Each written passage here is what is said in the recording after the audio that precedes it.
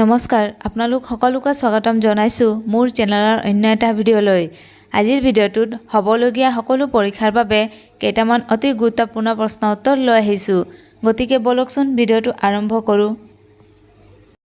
প্ৰথম প্ৰশ্নটো হৈছে ওৰাং ৰাষ্ট্ৰীয় উদ্যানখনে ভাৰত চৰকাৰৰ দ্বাৰা কেতিয়া স্বীকৃতি পাইছিল?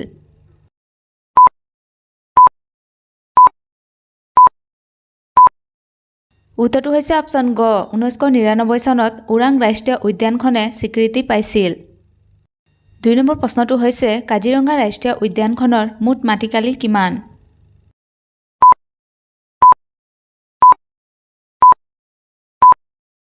উত্তৰটো হৈছে অপশ্যন ক 430 বৰ্গ কিলোমিটাৰ।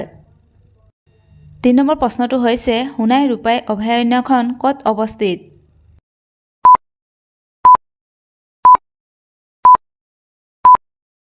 উত্তৰটো হৈছে অপশ্যন খ শোণিতপুৰ জিলাত সোণাই ৰূপাই অভয়াৰণ্যখন অৱস্থিত। 4 নম্বৰ প্ৰশ্নটো হৈছে কোনবিধ প্ৰাণীৰ বাবে মানস অভয়াৰণ্য বিখ্যাত?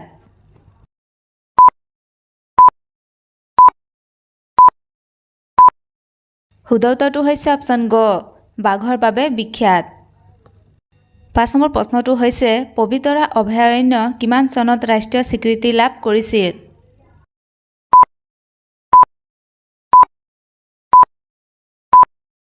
উত্তৰটো হৈছে অপশ্যন খ 1987 চনত স্বীকৃতি লাভ কৰিছিল।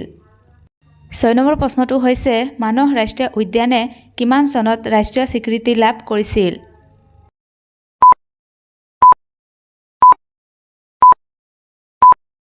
উত্তৰটো হৈছে অপশ্যন খ 1990 চনত মানস ৰাষ্ট্ৰীয় উদ্যানে ৰাষ্ট্ৰীয় স্বীকৃতি লাভ কৰিছিল। 7 নম্বৰ প্ৰশ্নটো হৈছে কোনবিধ ফুলক অসমৰ ৰাজ্যিক ফুল হিচাপে স্বীকৃতি দিয়া হৈছে?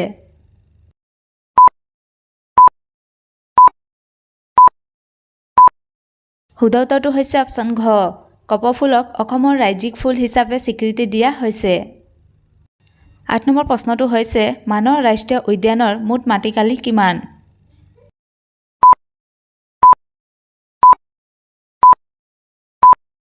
উত্তৰটো হৈছে অপশ্যন ক 950 বৰ্গ কিলোমিটাৰ। 9 নম্বৰ প্ৰশ্নটো হৈছে ব্ৰহ্মপালে কিমান খ্ৰীষ্টাব্দত পাল বংশ প্ৰতিষ্ঠা কৰিছিল?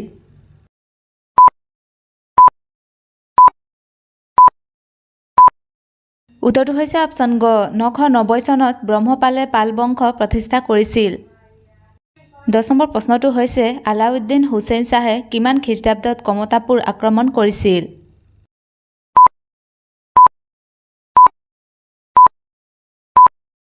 উত্তৰটো হৈছে অপশ্যন ঘ 1498 চনত আলাউদ্দিন হুছেইন শ্বাহে কমতাপুৰ আক্ৰমণ কৰিছিল। 11 নম্বৰ প্ৰশ্নটো হৈছে ডিমাছা বুলি কাক জনা যায়?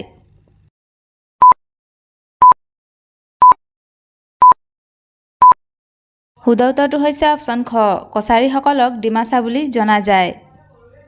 12 নম্বৰ প্ৰশ্নটো হৈছে 1853 চনত কোনে অসম ভ্ৰমণ কৰিবলৈ আহিছিল?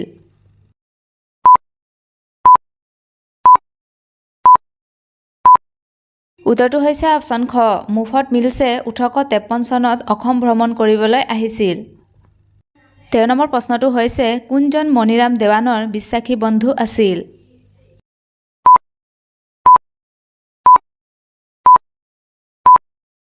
শুদ্ধ উত্তৰটো হৈছে অপশ্যন ঘ কনকলতা বৰুৱা আছিল মণিৰাম দেৱানৰ বিশ্বাসী বন্ধু। 14 নম্বৰ প্ৰশ্নটো হৈছে মহাৰাণীৰ ঘোষণাপত্ৰ কিমান চনৰ পৰা কাৰ্যকৰী কৰা হয়?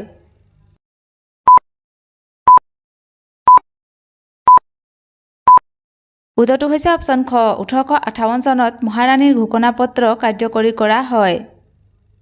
15 নম্বৰ প্ৰশ্নটো হৈছে কোনটোক 1857 চনৰ পাছৰ অসমৰ প্ৰথম কৃষক বিদ্ৰোহ বুলি বিবেচনা কৰা হয়?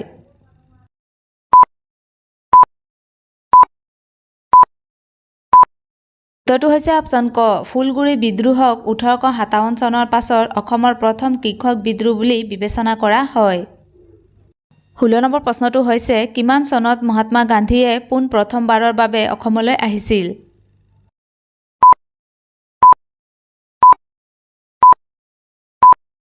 উত্তৰটো হৈছে অপশ্যন গ 1921 চনত মহাত্মা গান্ধীয়ে পোন প্ৰথমবাৰৰ বাবে অসমলৈ আহিছিল।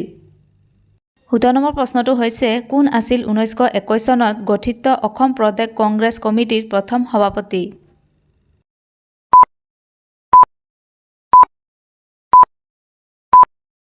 উত্তৰটো হৈছে অপশ্যন ঘ কুলধৰ চলিহা আছিল অসম প্ৰদেশ কংগ্ৰেছ কমিটিৰ প্ৰথম সভাপতি 18 নম্বৰ প্ৰশ্নটো হৈছে অসম সমিতি কিমান চনত গঠিত হৈছিল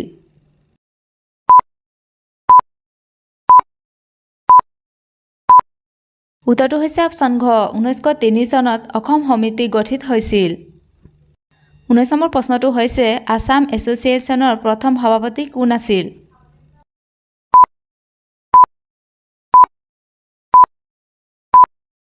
উত্তৰটো হৈছে অপশ্যন ঘ প্ৰভাত চন্দ্ৰ বৰুৱা আছিল আসাম এছ'চিয়েশ্যনৰ প্ৰথম সভাপতি 20 নম্বৰ প্ৰশ্নটো হৈছে কোনটো সংগঠন 1886 চনৰ 2 জুনত স্থাপন কৰা হৈছিল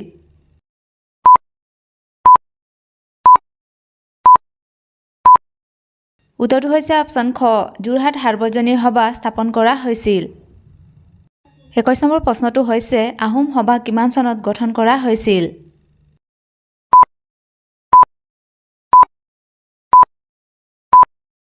শুদ্ধ উত্তৰটো হৈছে অপশ্যন ঘ 1893 চনত আহোম সভা গঠন কৰা হৈছিল প্ৰশ্নোত্তৰবোৰ চাই যদি ভাল পাইছে তেন্তে প্লিজ লাইক কমেণ্ট শ্বেয়াৰ কৰি যিসকলে এতিয়ালৈকে মোৰ চেনেলটো ছাবস্ক্ৰাইব কৰা নাই প্লিজ ছাবস্ক্ৰাইব কৰি ল'ব তেতিয়াহে আপোনালোকে বহু ধৰণৰ প্ৰশ্নোত্তৰবোৰ পাই থাকিব থেংক ইউ